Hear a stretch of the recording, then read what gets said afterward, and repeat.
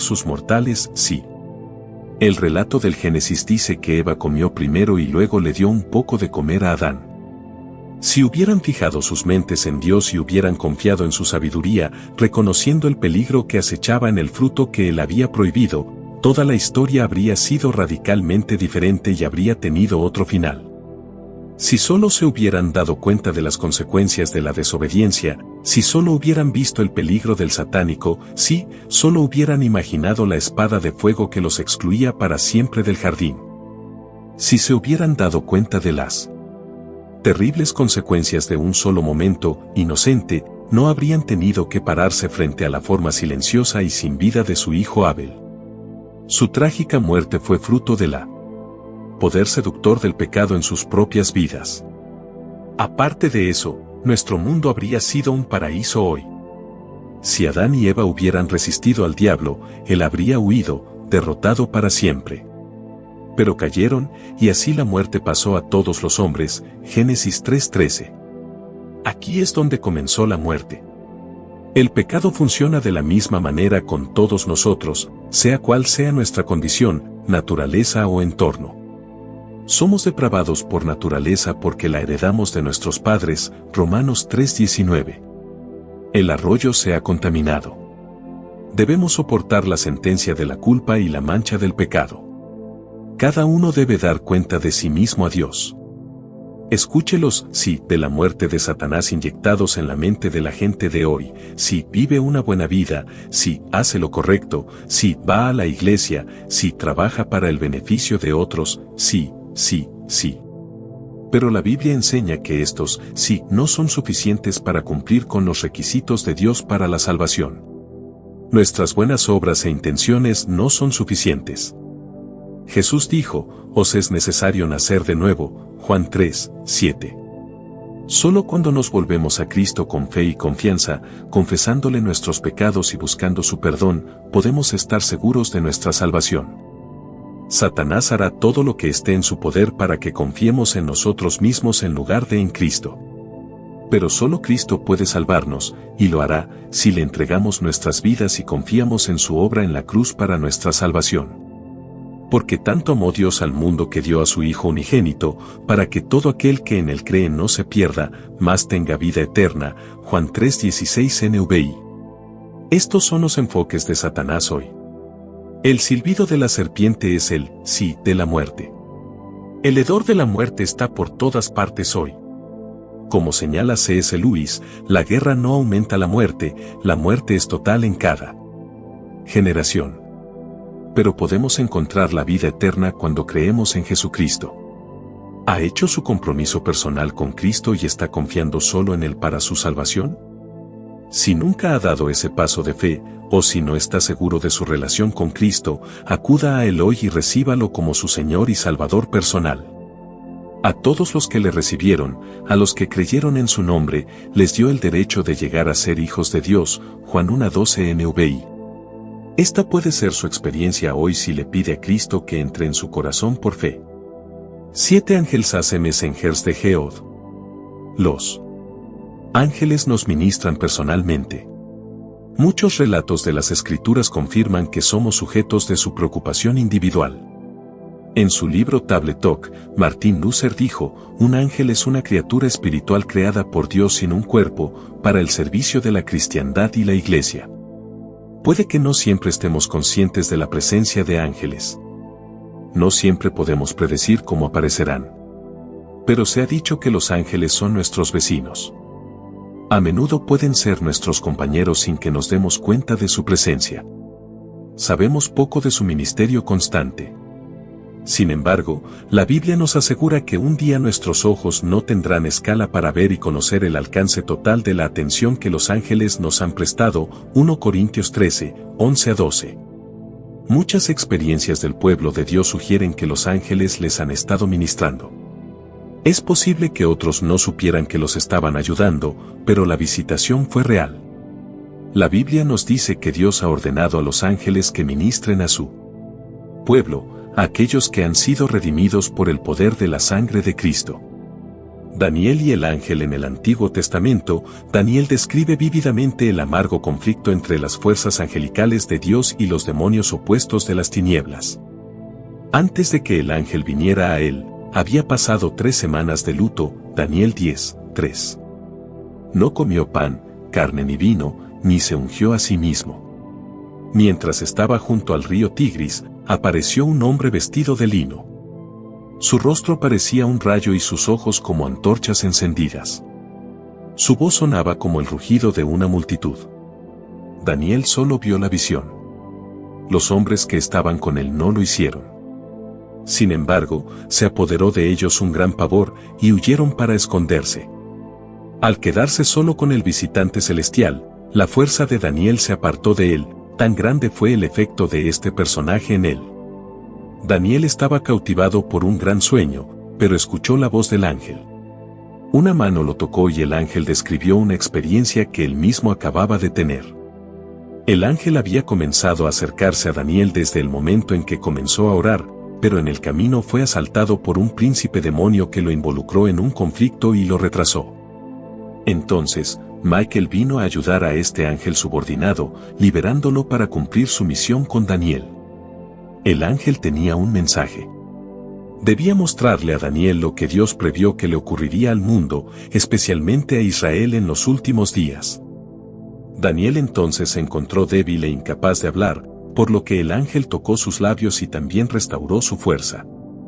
Habiendo terminado su misión, el ángel le dijo a Daniel que regresaba para luchar con el príncipe demonio en la lucha interminable de las fuerzas del bien contra las fuerzas del mal.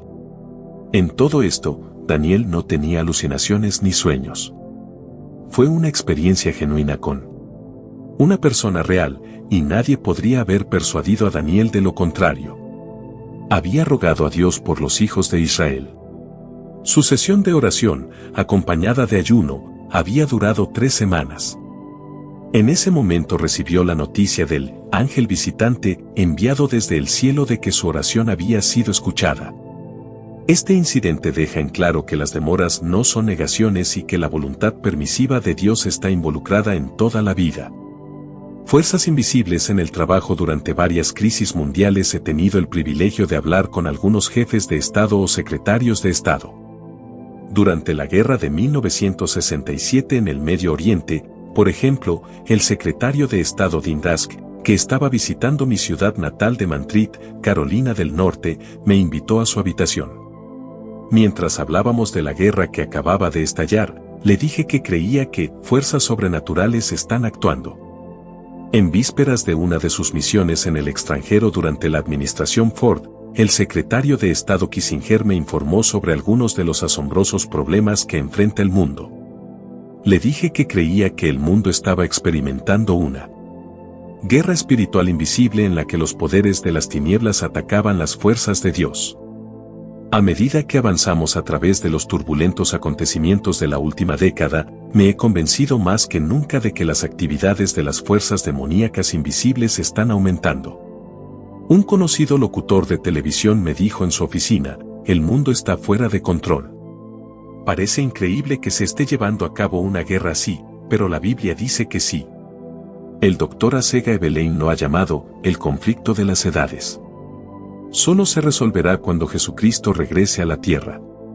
Por eso el mundo clama por un líder. El anticristo, que será el frente de Satanás, llegará a la escena por un breve tiempo y aparentemente será la respuesta. Pero después de solo unos meses, el mundo volverá al caos y al conflicto. Demostrará ser la mentira. 2 Tesalonicenses 2, 3, 10. Entonces, aquel a quien Dios eligió y ungió antes de que comenzara el tiempo, regresará a la tierra con sus poderosos y santos ángeles. Al final de la era, arrojará al diablo y sus demonios al lago de fuego. Por lo tanto, para el verdadero creyente, el conflicto que se está librando ahora terminará como Dios quiere. La justicia prevalecerá. La experiencia de Jacob con los ángeles es una espléndida ilustración de su ministerio de Dios a los hombres. De alguna manera, Jacob era un tramposo. Le había robado la primogenitura a su hermano. Le mintió a su padre y lo engañó cuando casi se le perdió la vista. Huyó de su hermano, quien lo habría matado. Se casó con las 2 hijas de su tío Labán, y cuando su padre y sus hermanos ya no lo miraron con favor, se llevó a su familia y rebaños de regreso a Canaán. Aunque Jacob era un intrigante astuto y hábil en el engaño, Dios estaba preocupado por él como el que estaba en la línea de la promesa. De él vendrían las 12 tribus de Israel. Mientras se dirigía a casa, la Escritura nos dice que los ángeles de Dios le salieron al encuentro. Estaba tan abrumado por lo sucedido que dijo: «Este es el ejército de Dios».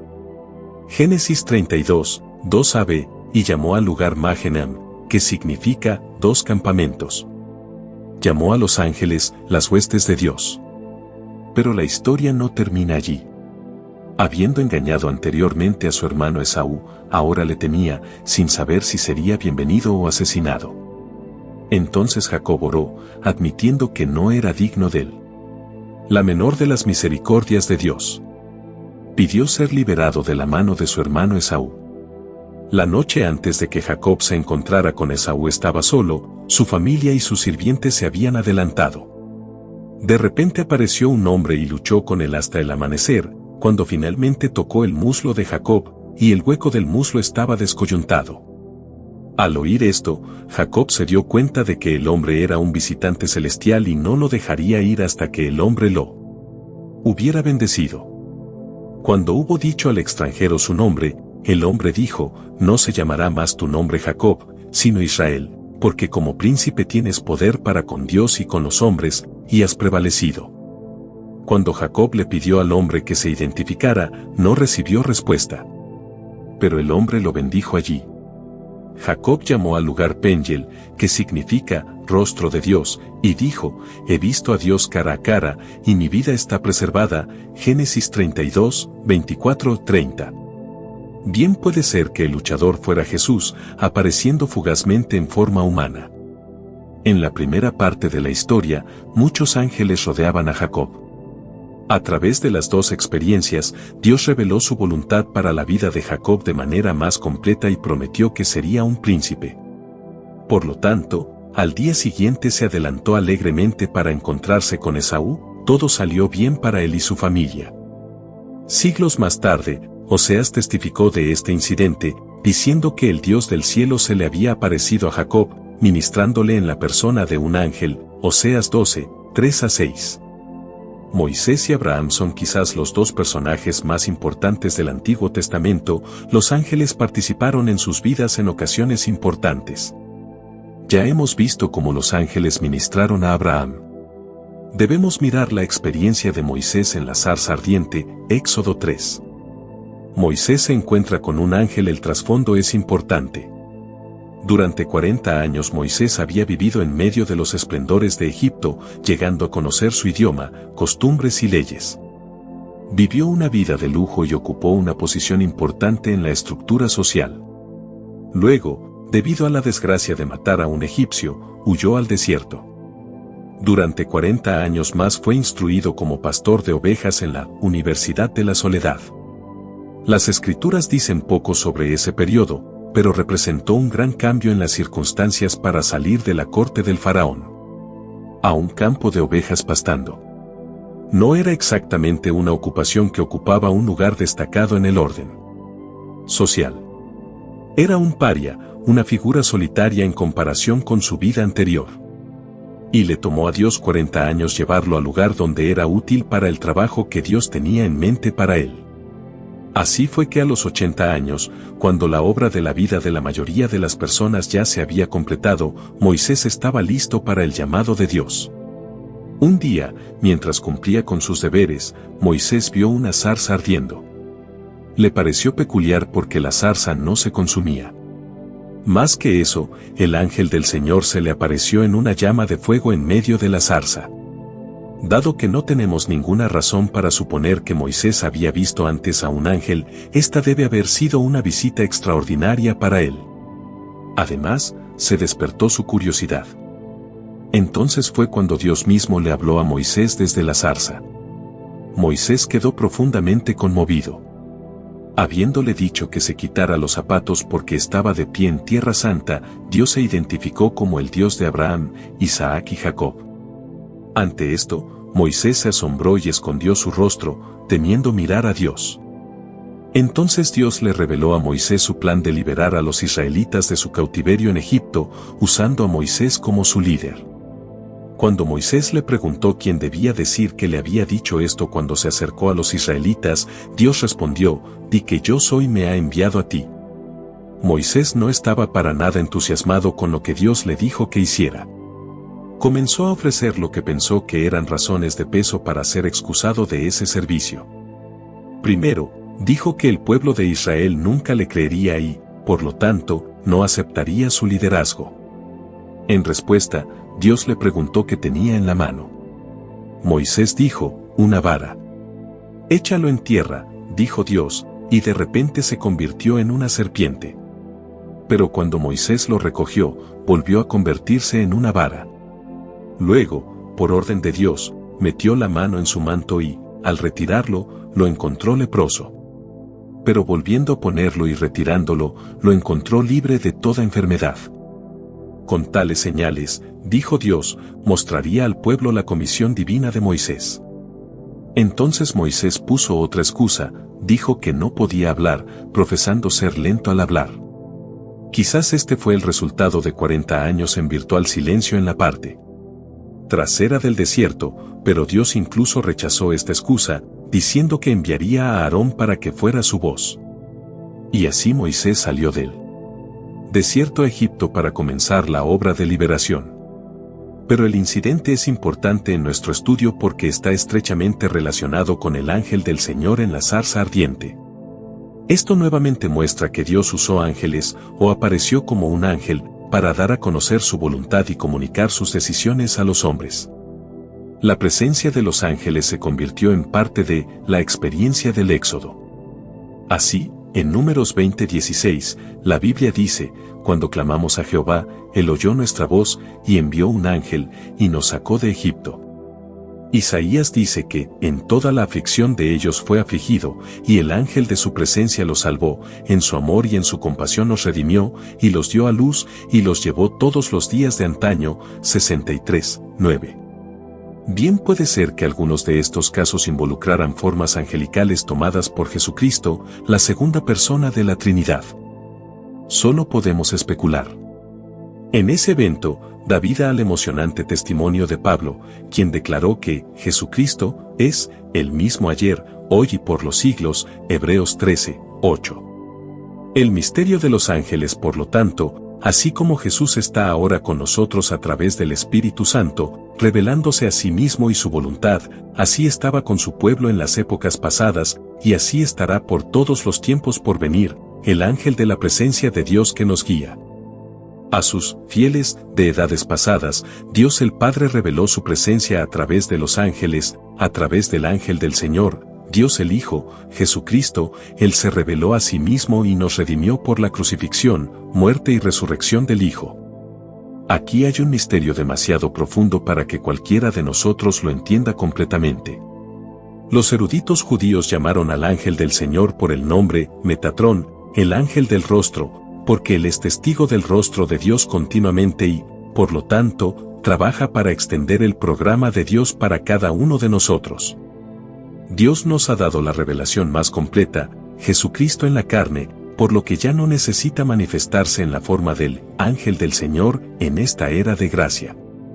En consecuencia, los ángeles que aparecen en el Nuevo Testamento o incluso hoy son siempre espíritus creados y no Dios en esa forma especial de ángel que usó de vez en cuando en el Antiguo Testamento.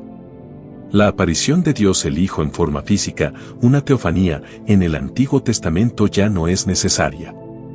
Considere la presencia de ángeles en el Nuevo Testamento posterior al emocionante relato del nacimiento de Dios el Hijo en la carne a través de su encarnación en Belén. Los ángeles debían entonces ministrar el mensaje de Dios y establecer el mensaje del Evangelio de Cristo, pero nunca suplantarlo ni desvirtuarlo. Los ángeles son espíritus ministeriores. Dios usa tanto a hombres como a ángeles para declarar su mensaje a aquellos que han sido salvos por gracia. No son ángeles todos espíritus ministradores, enviados para ministrar por los que serán herederos de la salvación. Hebreos 1:14. Qué glorioso honor será para los ángeles conocernos por nuestro nombre debido a nuestro fiel testimonio a los demás. Los ángeles compartirán nuestro regocijo por aquellos que se arrepientan, Lucas 15:10, aunque no puedan predicar el Evangelio por sí mismos.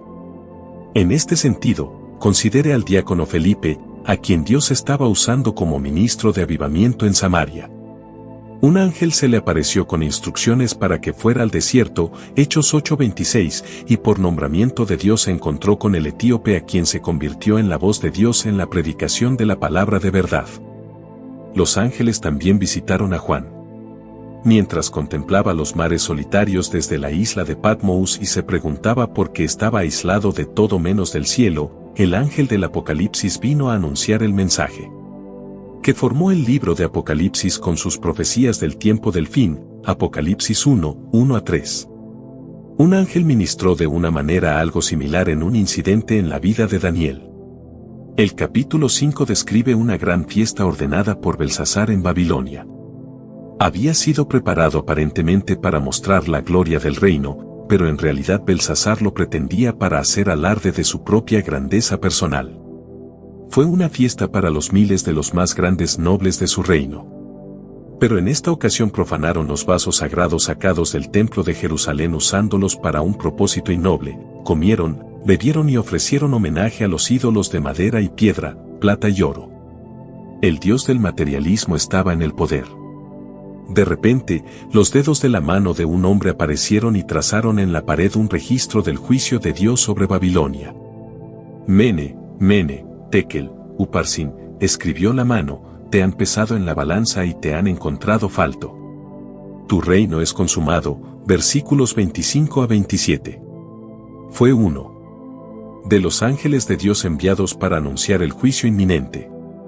No solo estaban contados los días del rey Belsasar, sino que Dios había terminado con él.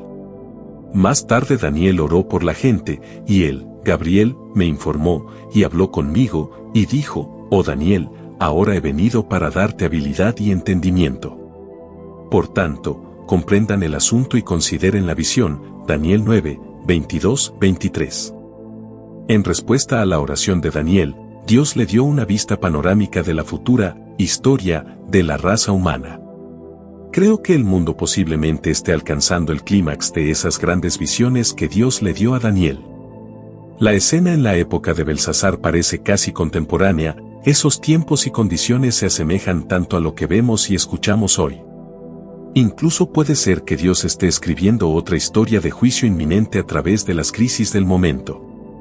Les está diciendo a los hombres en todas partes que a menos que se arrepientan de sus pecados, sus días como los de Belsasar están contados y terminados. Concluyamos este estudio del ministerio personal de los ángeles señalando algunos incidentes adicionales cuando Dios usó a los ángeles para declarar su plan a los hombres. El ángel Gabriel al comienzo del Nuevo Testamento, el sacerdote Zacarías vio al ángel del Señor, recibiendo de él el mensaje que proclamaba el nacimiento de Juan, quien iba a preparar el camino para el Mesías prometido. El ángel, Gabriel en este caso, un ministro angelical especial de la promesa, animó a Zacarías a creer en el milagro que rodeó el nacimiento de Juan. Más tarde, Gabriel se apareció a la Virgen María, anunciándole el plan divinamente concebido de la encarnación mediante el cual el Hijo de Dios, Jesucristo, sería concebido milagrosamente en su seno por el poder del Espíritu Santo.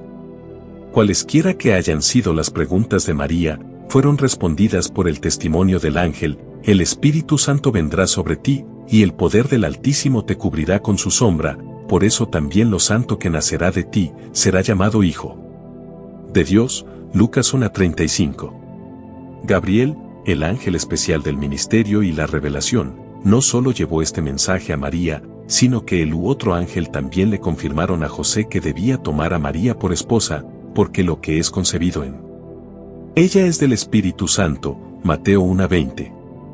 También le dijo a José el plan de Dios de que Jesús salvaría a su pueblo de sus pecados, Mateo 1:21. Los ángeles especiales de la proclamación han tendido un puente fiel a los siglos, llevando el mensaje de la voluntad de Dios en tiempos de opresión, desánimo y resistencia menguante. Los siervos restauradores de Dios, sus mensajeros celestiales, han animado, sostenido y levantado el ánimo de muchos santos flaqueantes, y han transformado muchas circunstancias desesperadas en perspectivas brillantes. Los ángeles han ministrado el mensaje, todo está bien, para satisfacer plenamente las necesidades físicas, materiales, emocionales y espirituales de su pueblo. Podrían testificar, el ángel del Señor vino a mí. 8 ángeles protecti el de Eliber US. Los enemigos de Cristo que nos atacan incesantemente a menudo se verían frustrados si pudiéramos captar la seguridad de Dios de que sus ángeles poderosos siempre están cerca, listos para ayudar. Trágicamente, la mayoría de los cristianos no han aceptado este hecho tan frecuentemente expresado en la Biblia. Sin embargo, he notado que en mis viajes cuanto más me acerco a las fronteras de la fe cristiana, más fe en los ángeles encuentro entre los creyentes. Cientos de historias documentan una extraordinaria intervención divina cada año. Dios está usando sus ángeles como espíritus ministradores. Los ángeles son protectores divinos. Los ángeles de Dios a menudo protegen a sus siervos de enemigos potenciales. Considere 2 Reyes 6, 14 a 17. El rey de Siria había enviado su ejército a Dotán al enterarse de que el profeta Eliseo estaba allí. Al vestirse por la mañana, el ayudante del profeta exclamó emocionado a Eliseo que el campo circundante estaba erizado de ejércitos e implementos de guerra. Eliseo le aseguró, no tengas miedo. Nuestro ejército es más grande que el de ellos, versículo 16 TLB. Eliseo luego oró para que Dios abriera los ojos del joven para ver las huestes de ángeles protectores. Al hacerlo, el joven pudo ver caballos y carros de fuego por todas partes en las colinas que rodeaban la ciudad. Este pasaje ha sido una de las grandes garantías y consuelos para mí en mi ministerio. Los ángeles ministran a los siervos de Dios en tiempos de dificultad y peligro. Encontramos otra ilustración sobresaliente de esto en Hechos 27, 23 a 25. Paul, en su camino a Roma, se enfrentó a un naufragio con más de 200 a bordo. Hablando a la tripulación aterrorizada, dijo, anoche, un ángel del Dios de quien soy y a quien sirvo, se paró a mi lado y dijo, no temas, Paul. Debes ser juzgado ante César, y Dios en su gracia te ha dado la vida de todos los que navegan contigo, versículos 23, 24 NVI. Algunos creen firmemente que cada cristiano puede tener asignado un ángel de la guarda para que lo vigile. Esta tutela posiblemente comienza en la infancia, porque Jesús dijo, procura no menospreciar a uno de estos pequeños. Porque les digo que sus ángeles en el cielo siempre ven el rostro de mi Padre que está en los cielos, Mateo 18:10. Ángeles trabajando para nosotros. La característica más importante de los ángeles no es que tengan el poder de ejercer control sobre nuestras vidas o que sean hermosos, sino que trabajan en nuestro nombre.